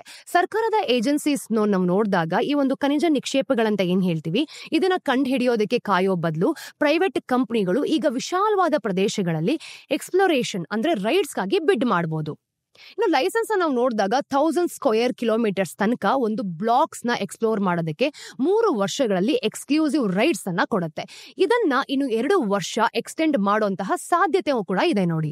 ಗವರ್ಮೆಂಟ್ ಏಜೆನ್ಸೀಸ್ ಹತ್ರ ಎಲ್ಲೆಡೆ ಹುಡುಕೋದಕ್ಕೆ ಸಾಕಷ್ಟು ರಿಸೋರ್ಸಸ್ ಅಥವಾ ಕೆಪಾಸಿಟಿ ಇಲ್ಲದೆ ಇರೋದ್ರಿಂದ ಇಲ್ಲಿಯವರೆಗೆ ನಾವು ನೋಡಿದಾಗ ಅಂಡರ್ ಎಕ್ಸ್ಪ್ಲೋರ್ಡ್ ಆಗಿ ಉಳಿದಿರೋ ಕಾಪರ್ ತರದ ಒಂದು ಡೀಪ್ ಸೀಟೆಡ್ ಮಿನರಲ್ಸ್ ಗಳು ಏನೆಲ್ಲ ಇರುತ್ತೆ ಅನ್ಲಾಕ್ ಮಾಡೋದಕ್ಕೆ ಸಹಾಯ ಸಹ ಮಾಡಬಹುದು. ಇನ್ನು ಸರ್ಕಾರ ಈ ಒಂದು ರೀಸೈಕ್ಲಿಂಗ್ ರೆವಲ್ಯೂಷನ್ಸ್ ಕೂಡ ಪುಷ್ ಮಾಡ್ತಿದೆ. ಭಾರತದ ಒಂದು ಸದ್ಯದ ಒಂದು ಕಾಪರ್ ಬಳಕೆಯ ಸುಮಾರು ನಾವು ನೋಡಿದಾಗ 38% ಸ್ಕ್ರಾಪ್ ಮೆಟಲ್ಸ್ ನ ಕರಗಿಸೋದ್ರಿಂದ ಬರುತ್ತೆ. ನೋಡಿ, ಹಳೆ ಕೇಬಲ್ಸ್ ಆಗಿರ್ಬೋದು, ಪೈಪ್ಸ್, ಎಲೆಕ್ಟ್ರಾನಿಕ್ಸ್ ವೇಸ್ಟ್ ಮತ್ತೆ ಇಂಡಸ್ಟ್ರಿಯಲ್ ಆಫ್ಕಟ್ಸ್. ಆದ್ರೆ ಇದರ ಒಂದು ಹೆಚ್ಚಿನ ಭಾಗ ಇನ್ಫಾರ್ಮಲ್ ಸೆಕ್ಟರ್ ಅಲ್ಲಿ ನಡೆಯುತ್ತೆ. ಈಗ ಲಿಮಿಟೆಡ್ ಕ್ವಾಲಿಟಿ ಕಂಟ್ರೋಲ್ ಮತ್ತೆ ಎನ್ವೈರನ್ಮೆಂಟಲ್ ಓವರ್ ಸೈಟ್ ನೊಂದಿಗೆ ನಾವು ನೋಡಿದಾಗ ಈ ಒಂದು ಡಾಕ್ಯುಮೆಂಟ್ ಮಾರ್ಕೆಟ್ ನ ಫಾರ್ಮಲೈಸ್ ಮಾಡೋದಕ್ಕೆ ಈ ಒಂದು ಸ್ಟ್ಯಾಂಡರ್ಡ್ಸ್ ಏನಿರುತ್ತೆ ಅದನ್ನ ಇಂಪ್ರೂವ್ ಮಾಡ್ಕೊಳ್ಳೋದಕ್ಕೂ ಕೂಡ ರೀಸೈಕ್ಲಿಂಗ್ ಕೆಪಾಸಿಟಿಯನ್ನ ತುಂಬಾ ಡ್ರಾಮ್ಯಾಟಿಕ್ ಆಗಿ ಹೆಚ್ಚಿಸೋದಕ್ಕೆ ಹೊಸ ಒಂದು ರೆಗ್ಯುಲೇಷನ್ಸ್ ಇರೋ ಒಂದು ಪಾಲಿಸಿಯನ್ನ ರೋಡ್ ಮ್ಯಾಪ್ ಅಲ್ಲಿ ಮಾಡಬೇಕು ಅಂತ ಕನ್ಸಿಡರ್ ಮಾಡ್ತಾ ಇದೆ. 2024ರಲ್ಲಿ ಇಂಟ್ರೊಡ್ಯೂಸ್ ಮಾಡಿದ್ದ ಒಂದು ರಿವರ್ಸ್ ಚಾರ್ಜ್ ಮೆಕ್ಯಾನಿಸಮ್ ನಾವು ನೋಡಿದಾಗ ಒಂದು ಸ್ಕ್ರಾಪ್ ಮೆಟಲ್ ನ ಕೊಳ್ಳೋರು ಸೆಲ್ಲರ್ಸ್ ಗಳು ಅದನ್ನ ಮಾಡ್ತಾರೆ ಅಂತ ನಂಬಬೇಕು ಅಂತಾನು ಕೂಡ ಹೇಳ್ತಿದ್ರು. ಈಗ ಈ ಟ್ಯಾಕ್ಸಸ್ ನಾವು ನೋಡಿದಾಗ ಡೈರೆಕ್ಟ್ ಆಗಿ ಏನ್ ಮಾಡುತ್ತೆ, ಸರ್ಕಾರ ಪೇ ಮಾಡಬೇಕು ಅಂತ ಎಲ್ಲೋ ಒಂದ್ ಕಡೆ ರಿಕ್ವೈರ್ ಮಾಡುತ್ತೆ. ಇನ್ನು ಕ್ವಾಲಿಟಿ ಕಂಟ್ರೋಲ್ ಆರ್ಡರ್ಸ್ ಆಗಿರ್ಬೋದು, ಸ್ಪೆಸಿಫಿಕ್ ಕಾಪರ್ ಪ್ರಾಡಕ್ಟ್ಸ್ ಗಳು ಮತ್ತೆ ಇಂಡಿಯನ್ ಸ್ಟ್ಯಾಂಡರ್ಡ್ಸ್ ಏನಿರುತ್ತೆ ಇದನ್ನ ಮೀಟ್ ಮಾಡಬೇಕು ಮತ್ತೆ ಸರ್ಟಿಫಿಕೇಶನ್ ಮಾರ್ಕ್ಸ್ ನ ಹೊಂದಿರಬೇಕು ಅಂತಾನು ಕೂಡ ಆದೇಶ ಕೊಡುತ್ತೆ. ಇದರಿಂದ ನಾವು ನೋಡಿದಾಗ ಸಬ್ ಸ್ಟ್ಯಾಂಡರ್ಡ್ ಇಂಪೋರ್ಟ್ಸ್ ಗಳು ನಿಧಾನವಾಗಿ ಹೊರ ಹಾಕೊಂಡು ಡೊಮೆಸ್ಟಿಕ್ ಪ್ರೊಡಕ್ಷನ್ ನಲ್ಲಿ ಕಾನ್ಫಿಡೆನ್ಸ್ ಕೂಡ ಬಿಲ್ಡ್ ಮಾಡಬಹುದು. ಗವರ್ಮೆಂಟ್ ಹೈ ಗ್ರೇಡ್ ಅಂದ್ರೆ ಕಾಪರ್ ಸ್ಕ್ರಾಪ್ ಎಕ್ಸ್ಪೋರ್ಟ್ ಮಾಡೋದ್ರ ಮೇಲೆ ರಿಸ್ಟ್ರಿಕ್ಷನ್ಸ್ ಹಾಕೋ ಬಗ್ಗೆನೂ ಕೂಡ ಯೋಚಿಸ್ತಾ ಇದೆ. ಸದ್ಯಕ್ಕೆ ಭಾರತ ತನ್ನ ಕೆಲವು ಬೆಸ್ಟ್ ಸ್ಕ್ರಾಪ್ ನ ಸುಪೀರಿಯರ್ ರೀಸೈಕ್ಲಿಂಗ್ ಟೆಕ್ನಾಲಜೀಸ್ ಇರುವಂತಹ ದೇಶಗಳಿಗೆ ಎಕ್ಸ್ಪೋರ್ಟ್ ಮಾಡುತ್ತೆ. ಈ ಮೆಟೀರಿಯಲ್ಸ್ ನಾವು ನೋಡಿದಾಗ ಭಾರತದಲ್ಲೇ ಇಟ್ಕೊಳ್ಳೋದ್ರಿಂದ ದೇಶ ಈ ಒಂದು ವರ್ಜಿನ್ ಕಾಪರ್ ಇಂಪೋರ್ಟ್ಸ್ ಮೇಲಿನ ತನ್ನ ಒಂದು ಡಿಪೆಂಡೆನ್ಸಿಯನ್ನ ಕಡಿಮೆ ಮಾಡ್ಕೊಳ್ಬಹುದು. ಇದು ಒಂದು ಸ್ಟ್ರಾಟಜಿಕ್ ಕಾಪರ್ ರಿಸರ್ವ್ಸ್ ಕೂಡ ಸೇರಿಸಬಹುದು. ಇನ್ನು ಭಾರತದ ಒಂದು ಪೆಟ್ರೋಲಿಯಂ ರಿಸರ್ವ್ಸ್ ನ ಐಡಿಯಾ ತರನು ಕೂಡ ಇದೇ ಇರುತ್ತೆ. ಇನ್ನು ಡಾಕ್ಯುಮೆಂಟ್ಸ್ ನಾವು ನೋಡಿದಾಗ ಗ್ಲೋಬಲ್ ಸಪ್ಲೈ ಶಾಕ್ಸ್ ಮತ್ತೆ ಪ್ರೈಸ್ ಸ್ಪೈಕ್ಸ್ ಗಳಿಗೆ ಪ್ರಿಪೇರ್ ಆಗೋದಕ್ಕೆ ಇದನ್ನ ಒಂದು ಫಿಸಿಕಲ್ ಸ್ಟಾಕ್ ಪೈಲ್ಸ್ ಅಥವಾ ಸೆಕೆಂಡರಿ ರಿಸರ್ವ್ಸ್ ರೂಪದಲ್ಲಿ ಸೂಚಿಸುತ್ತೆ ನೋಡಿ. ಆದ್ರೆ ಡೊಮೆಸ್ಟಿಕ್ ಪ್ರೊಡಕ್ಷನ್ ಒಂದ್ರಲ್ಲೇ ಭಾರತದ ಒಂದು ಕಾಪರ್ ಅಗತ್ಯಗಳನ್ನ ಪೂರೈಸೋದಕ್ಕಾಗೋದೇ ಇಲ್ಲ ಅಂತ ಗೌರ್ಮೆಂಟ್ಗೂ ಕೂಡ ಗೊತ್ತಿದೆ. ಇನ್ನು ಚೈನಾದಿಂದ ಕಲಿಯತ್ತ ಅದು 2010ರಿಂದ ಪ್ರಪಂಚದಾದ್ಯಂತ ನಾವು ನೋಡಿದಾಗ ಕಾಪರ್ ಮೈನ್ಸ್ ಗಳಲ್ಲಿ ಸ್ಟೇಕ್ ಅಕ್ವೈರ್ ಮಾಡೋದಕ್ಕೆ $16 ಬಿಲಿಯನ್ ಅನ್ನ ಖರ್ಚು ಮಾಡ್ತಿದೆ. ಇನ್ನು ಭಾರತ ಓವರ್ಸೀಸ್ ಕಾಪರ್ ಅಸೆಟ್ಸ್ ಗಳಲ್ಲಿ ಅಗ್ರೆಸಿವ್ ಆಗೂ ಕೂಡ ಪರ್ಸ್ಯೂ ಮಾಡ್ತಿದೆ. ಹಾಗೆಯೇ ಭಾರತದ ಈ ಒಂದು ಖಾನ್ಜಿ ಬಿಡೇಶ್ ಇಂಡಿಯಾ ಲಿಮಿಟೆಡ್ ಗೆ ನಾವು ನೋಡಿದಾಗ ಇದೇ ತರದ ಒಂದು ಆಕ್ವಿಸಿಷನ್ಸ್ ಗಳಲ್ಲಿ ಜವಾಬ್ದಾರಿಯನ್ನು ಕೂಡ ಕೊಟ್ಟಿದ್ದಾರೆ. ಆದ್ರೆ ಅದು ಆಟಕ್ಕೆ ತುಂಬಾನೇ ತಡವಾಗಿ ಕಾಲಿಡ್ತಾ ಇದೆ. ಡಿಪ್ಲೊಮ್ಯಾಟಿಕ್ ಡೈಮೆನ್ಷನ್ ಕೂಡ ಅಷ್ಟೇ ಮುಖ್ಯ. ಭಾರತ ಶೀಲಿ, ಪೆರು ಮತ್ತೆ ಆಸ್ಟ್ರೇಲಿಯಾ ಇದು ಪ್ರಪಂಚದ ಟಾಪ್ ಕಾಪರ್ ಪ್ರೊಡ್ಯೂಸರ್ಸ್ ಅಲ್ವಾ. ಇದ್ರ ಜೊತೆಗಿನ ಒಂದು ಟ್ರೇಡ್ ಅಗ್ರಿಮೆಂಟ್ಸ್ ಗಳಲ್ಲಿ ನಾವು ನೋಡಿದಾಗ ಅಲ್ಲಿ ಸ್ಪೆಸಿಫಿಕ್ ಕಾಪರ್ ಕ್ಲಾಸಸ್ ಗಳೇನಿರುತ್ತೆ ಅದನ್ನ ನೆಗೋಷಿಯೇಟ್ ಮಾಡ್ತಿದೆ. ಇದೆಲ್ಲದರ ಮೂಲಕ ಅಂದ್ರೆ ಈ ಒಂದು ಗವರ್ಮೆಂಟ್ ಗುರಿ ತುಂಬಾ ಸ್ಪಷ್ಟವಾಗಿದೆ ಮತ್ತೆ ಮಹತ್ವಾಕಾಂಕ್ಷಿಯಾಗಿದೆ ಅಂತ ಗೊತ್ತಾಗುತ್ತೆ.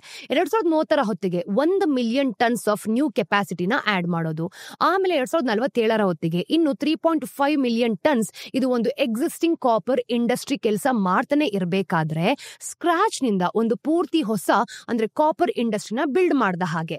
ಆದ್ರೆ ಇದಕ್ಕೆ ಕೆಲಸ ಮಾಡ್ತಿರೋದು ಕೇವಲ ಸರ್ಕಾರ ಅಷ್ಟು ಮಾತ್ರ ಅಲ್ಲ, ಪ್ರೈವೇಟ್ ಕಂಪನೀಸ್ಗಳು ಕೂಡ ದೊಡ್ಡ ಪಾತ್ರವನ್ನು ವಹಿಸ್ತಾ ಇದೆ.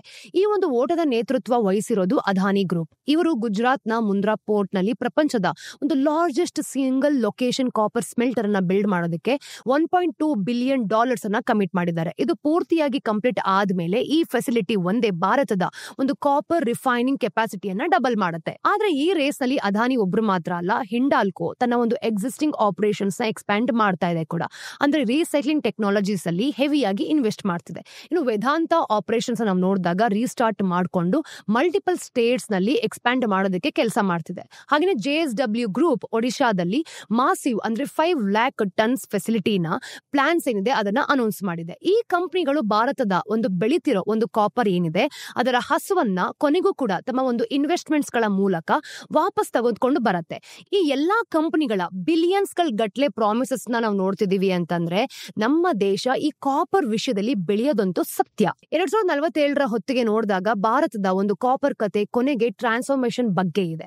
ತನ್ನ ಕಾಪರ್ ಅಗತ್ಯಗಳೇನೆಲ್ಲ ಇದೆ ಇದು ದೇಶೀಯವಾಗಿ ಪೂರೈಸೋದಕ್ಕೆ ಒದ್ದಾಡೋ ದೇಶದಿಂದ ಭಾರತ ಒಂದು ಪ್ರಾಸೆಸಿಂಗ್ ಪವರ್ ಹೌಸ್ ಆಗೋದಕ್ಕೆ ಗುರಿಯನ್ನ ಹೊಂದಿದೆ. ಅದು ಕೇವಲ ತನ್ನದೇ ಒಂದು ಮಾಸಿವ್ ಡಿಮ್ಯಾಂಡ್ ನ ಪೂರೈಸೋದು ಮಾತ್ರ ಅಲ್ಲ, ಬಹುಶಃ ಪಕ್ಕದ ದೇಶಗಳಿಗೆ ವ್ಯಾಲ್ಯೂ ಆಡೆಡ್ ಕಾಪರ್ ಪ್ರಾಡಕ್ಟ್ಸ್ ನ ಎಕ್ಸ್ಪೋರ್ಟ್ ಕೂಡ ಮಾಡುತ್ತೆ. ಇದೊಂದು ಆಂಬಿಷಿಯಸ್ ವಿಷನ್, ಆದ್ರೆ ರಿಸಲ್ಟ್ಸ್ ಹೇಗೆ ಪ್ಲೇಔಟ್ ಆಗುತ್ತೆ ಅನ್ನೋದನ್ನ ಸಮಯನೇ ಕಾದು ಹೇಳುತ್ತೆ. ಇದು ಇವತ್ತಿನ ಸ್ಟೋರೀಸ್ ನ ಅಪ್ಡೇಟ್ಸ್ ಟಿಡ್ಬಿಟ್ಸ್ ಏನು ಅಂತ ನೋಡ್ಕೊಂಬರೋಣ. ನಂಬರ್ 1, ನಾವು ನ್ಯೂಕ್ಲಿಯರ್ ಎನರ್ಜಿ ಬಗ್ಗೆ ಈಗ ಆಲ್ರೆಡಿ ತುಂಬಾ ಸಲ ಮಾತಾಡಿದೀವಿ. ಯಾಕೆ ಅಂತಂದ್ರೆ ಅದು ತುಂಬಾನೇ ಕುತೂಹಲಕಾರಿ ಅಂತ. ಇತ್ತೀಚಿನ ಅಪ್ಡೇಟ್ ನೋಡಿದ್ರೆ ಅದು ಹೆಚ್ಚು ಹೆಚ್ಚು ಮುಖ್ಯ ಆಗ್ತಾ ಇದೆ. ಇಂಡಿಯನ್ ಗವರ್ಮೆಂಟ್ ತಮ್ಮ ಒಂದು ನ್ಯೂಕ್ಲಿಯರ್ ಪವರ್ ಕಾನೂನುಗಳಲ್ಲಿ ಆಟೋಮಿಕ್ ಎನರ್ಜಿ ಆಕ್ಟ್ ಮತ್ತೆ ಲಯಬಿಲಿಟಿ ನಾರ್ಮ್ಸ್ ಗಳ ತರ ಮುಖ್ಯ ಚೇಂಜ್ ಗಳನ್ನ ಮಾಡ್ತಾ ಇದೆ. ಹಾಗೇನೆ ಇದರಿಂದ ಸದ್ಯಕ್ಕೆ ಸರ್ಕಾರದ ನಿಯಂತ್ರಣದಲ್ಲಿರೋ ಮೈನಿಂಗ್, ಎಕ್ಸ್ಪ್ಲೋರೇಷನ್ ಮತ್ತೆ ಫ್ಯೂಯಲ್ ಫ್ಯಾಬ್ರಿಕೇಶನ್ ತರದ ಕ್ಷೇತ್ರಗಳನ್ನ ಪ್ರೈವೇಟ್ ಕಂಪನಿಗಳಿಗೆ ತೆರೆಯಲಾಗ್ತಾ ಇದೆ. ನಂಬರ್ 2, ರೇರ್ ಅರ್ತ್ಸ್ ಅಪರೂಪ ಇರಬಹುದು, ಆದ್ರೆ ಅದರ ಮೇಲಿನ ನಮ್ಮ ಕತೆಗಳನ್ನ ನಾವು ನೋಡಿದಾಗ ಅಪ್ಡೇಟ್ಸ್ ಮಾತ್ರ ರೀತಿ ಇಲ್ಲ. ಭಾರತ ತನ್ನ ಒಂದು ಗೋಲ್ಡ್ ಕಾಂಪೌಂಡ್ಸ್ ಗಳ ಒಂದು ಇಂಪೋರ್ಟ್ಸ್ ಏನಿದೆ ಇವನ್ನ ಸರ್ಕ್ಯೂಟ್ ಬೋರ್ಡ್ಸ್ ಮತ್ತೆ ಸೆಮಿ ಕಂಡಕ್ಟರ್ಸ್ ತರದ ಒಂದು ಎಲೆಕ್ಟ್ರಾನಿಕ್ ಸಣ್ಣದಾದ್ರೂ ಕೂಡ ಮುಖ್ಯವಾದ ಭಾಗಗಳಲ್ಲಿ ಬಳಸ್ತಾರೆ. ಹಾಗೇನೆ ಈ ಒಂದು ಅನ್ರಿಸ್ಟ್ರಿಕ್ಟೆಡ್ ನಿಂದ ರಿಸ್ಟ್ರಿಕ್ಟೆಡ್ ಕ್ಯಾಟಗರೀಸ್ಗೆ ಬದಲಾಯಿಸಿದೆ ಕೂಡ. ಇದರಿಂದ ಒಂದು ಕಸ್ಟಮ್ ಡಿಲೇಸ್ ಆಗ್ತಿದೆ ಅಂತ ಗೊತ್ತಾಗುತ್ತೆ. ಈ ಹೊಸ ಒಂದು ರಿಸ್ಟ್ರಿಕ್ಷನ್ಸ್ ನಾವು ನೋಡಿದಾಗ ಈ ಹಿಂದೆ ಚೈನಾ ಹಾಕಿದ್ದ ಒಂದು ರೇರ್ ಅರ್ತ್ ಮ್ಯಾಗ್ನೆಟ್ಸ್ ಮೇಲಿನ ಕರ್ಬ್ಸ್ ಗಳ ಮೇಲೆ ಬಂದಿದೆ. ಇದು ಭಾರತದ ಒಂದು ಮೇಕ್ ಇನ್ ಇಂಡಿಯಾ ಎಲೆಕ್ಟ್ರಾನಿಕ್ಸ್ ಬೆಳವಣಿಗೆಯ ಯೋಜನೆಗಳಿಗೆ ಅಡ್ಡಿಪಡಿಸಬಹುದು. 3ನೇದು, ನಾವು ಸ್ಯಾಮ್ಸಂಗ್ ನ ಈ ವೇಸ್ಟ್ ರೂಲ್ಸ್ ಬಗ್ಗೆ ಇಂಡಿಯನ್ ಗವರ್ಮೆಂಟ್ ಜೊತೆಗಿನ ಒಂದು ಲೀಗಲ್ ಡಿಸ್ಪ್ಯೂಟ್ ನ ಕವರ್ ಮಾಡಿದ್ವಿ. ಈಗ ಅವರಿಗೆ ಕಂಪನಿ ಸಿಕ್ಕಿದೆ ಅಂತ ಅನ್ಸುತ್ತೆ. ಯುಎಸ್ ಒಂದು ಏರ್ ಕಂಡೀಷನಿಂಗ್ ಫರ್ಮ್ ಕ್ಯಾರಿಯರ್ ನ ಇಂಡಿಯನ್ ಯೂನಿಟ್ಸ್ ಮತ್ತೆ ಸ್ಯಾಮ್ಸಂಗ್, ಎಲ್ಜಿ, ಡೈಕಿನ್, ವಾಲ್ಟ್ಸ್ ಹಾಗೇನೆ ಬೇರೆಯವ್ರ ಜೊತೆನ ಒಂದು ಇಂಡಿಯನ್ ಗವರ್ಮೆಂಟ್ಸ್ ನ ಸ್ಯೂ ಮಾಡ್ತಿದೆ ಅಂತ ಗೊತ್ತಾಗುತ್ತೆ. ಪ್ರತಿ ಕಿಲೋಗ್ರಾಮ್ಸ್ಗೆ ಹೈಯರ್ ರೀಸೈಕ್ಲಿಂಗ್ ಫೀಸ್ ಕಡ್ಡಾಯ. ಅಂದ್ರೆ ಇದನ್ನ ಮಾಡೋದ್ರಿಂದ ಒಂದು ಇ ವೇಸ್ಟ್ ರೂಲ್ಸ್ ಗಳ ವಿರುದ್ಧ ಈ ಮೊಕದ್ದಮೆ ಖಂಡಿತವಾಗ್ಲೂ ಇರುತ್ತೆ. ಪ್ರತಿ ಕೆಜಿಗೆ $22 ಮಿನಿಮಮ್ ಚಾರ್ಜ್ ಆದ್ರೂ ಕೂಡ ಅನ್ಯಾಯವಾಗಿ ಕಾಸ್ಟ್ ಹೆಚ್ಚಿರೋ ಅಂತ ಕಂಪನಿಗಳಿಗೆ ವಾದಿಸತ್ತೆ. ಆದ್ರೆ ಗವರ್ಮೆಂಟ್ ಒಂದು ಫಾರ್ಮಲ್ ರೀಸೈಕ್ಲಿಂಗ್ ಬೂಸ್ಟ್ ಮಾಡೋದಕ್ಕೆ ಮತ್ತೆ ಭಾರತದ ಬೆಳಿತಿರೋ ಒಂದು ಇ ವೇಸ್ಟ್ ಸಮಸ್ಯೆ ನಿಭಾಯಿಸೋದಕ್ಕೆ ಇದು ಬೇಕು ಅಂತ ಹೇಳ್ತಾ ಇರೋದು. ಕೊನೆಯ tidbit, Reliance retail UK based skin care ಮತ್ತೆ ಫೇಶಿಯಲ್ ಫಿಟ್ನೆಸ್ ಬ್ರ್ಯಾಂಡ್ ಆದ ಫೇಸ್ ಜಿಮ್ ಅಲ್ಲಿ ಒಂದು ಮೈನಾರಿಟಿ ಸ್ಟೇಕ್ ಪರ್ಚೇಸ್ ಮಾಡ್ತಿದೆ. ಈ ಡೀಲ್ ನ ಭಾಗವಾಗಿ ನಾವು ನೋಡಿದಾಗ ಅವರು ಮುಂದಿನ ಕೆಲವು ವರ್ಷಗಳಲ್ಲಿ ಭಾರತದಾದ್ಯಂತ ಫೇಸ್ ಜಿಮ್ ಸ್ಟುಡಿಯೋ ಲಾಂಚ್ ಮಾಡೋ ಮತ್ತೆ ತಮ್ಮ ಒಂದು ಟೀರಾ ಬ್ಯೂಟಿ ಸ್ಟೋರ್ ಗಳಲ್ಲಿ ಡೆಡಿಕೇಟೆಡ್ ಆಗಿರುವಂತಹ ಸೆಕ್ಷನ್ಸ್ ಗಳನ್ನ ಸ್ಟಾಪ್ನೆ ಮಾಡ್ತಿರೋ ಅಂತ ಪ್ಲಾನ್ ಕೂಡ ಮಾಡ್ತಿದ್ದಾರೆ. ಸ್ನೇಹಿತರೆ, ಇದಷ್ಟು ಇವತ್ತಿನ ಝೀರೋದ ಮಾರ್ಕೆಟ್ಸ್ ನ ದ ಡೈಲಿ ಬ್ರೀಫ್ ನ ಅಪ್ಡೇಟ್ಸ್. ಮತ್ತಷ್ಟು ಅಪ್ಡೇಟ್ಸ್ ಒಂದಿಗೆ ನಾನು ನಿಮ್ಗೆ ಮುಂದಿನ ವಿಡಿಯೋಲಿ ಸಿಗ್ತೀನಿ. ಅಲ್ಲಿ ತನಕ ಟೇಕ್ ಕೇರ್.